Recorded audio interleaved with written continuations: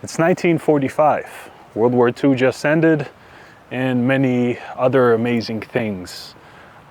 You could read a history book and you could find out the rest. Picture yourself being Wilshof Dorf, the creator of Rolex. The 40th anniversary of your watch brand. What do? Introduce a new watch? Complication? Bracelet maybe? He did all of those.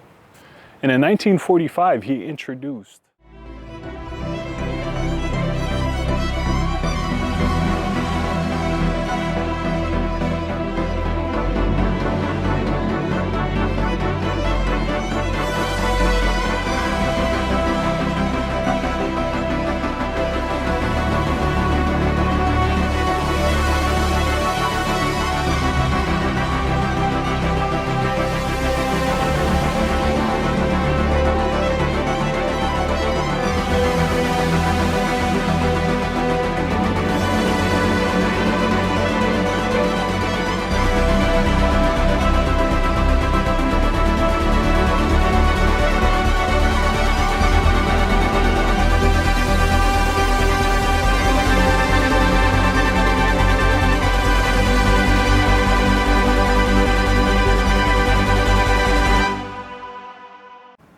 So today we have one in this very nice oyster box. This one is from the mid 2000s. And wow, ladies and gentlemen, I tell you something. We got the beautiful green box, Rolex Geneva, Switzerland, and oh, where's the watch? It's on my wrist, ladies and gentlemen. Shocker, huh? All right, so here it is, the 36 millimeter Rolex Datejust. The reason why it's called the Datejust is because it's just a date. This features the oyster case, which has a screw down crown and a screw down back, which gives the watch 100 meters of water resistance. Features a sapphire crystal because it is from the mid 2000s. I think in the 90s they got rid of the acrylic crystal. So this watch features the iconic Jubilee bracelet, the fluted bezel, which is signature to the Rolex Datejust, which is two-toned in 18 karat gold. You have the dial, which is a champagne dial, which has a beautiful kind of sunburst almost effect to it, and beautiful Roman numerals. And of course, since it is a Datejust, you have the date window right there.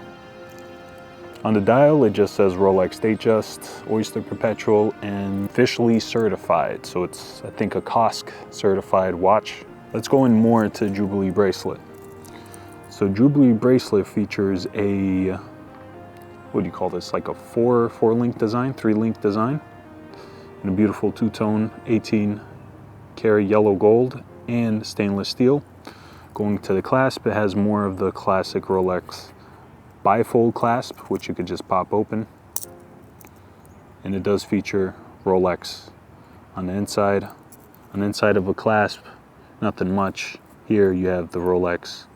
Here you have the Rolex stamp. Since this is a neo-vintage watch, it does not include a quick adjustment, but you could use a watch tool to move the adjustment up and down. So I picked up this watch just recently. It's in great condition for a watch from 2004-ish, 5-ish.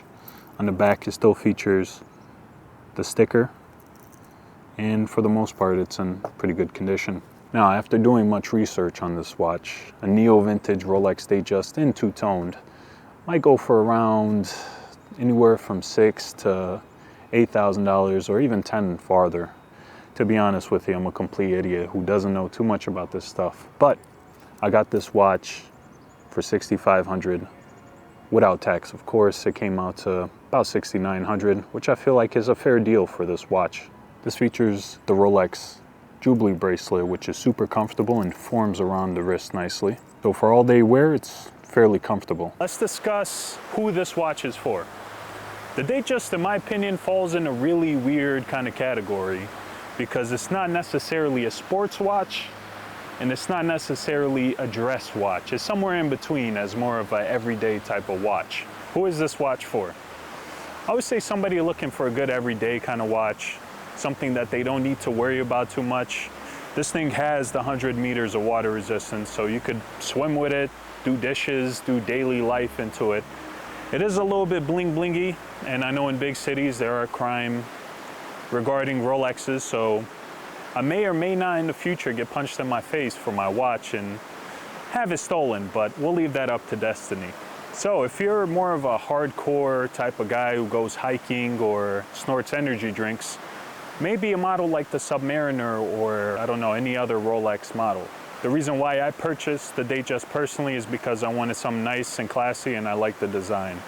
The bracelet, the bezel, and the two-tone look to it is very nice, classy, and elegant. So in conclusion, should someone purchase this watch?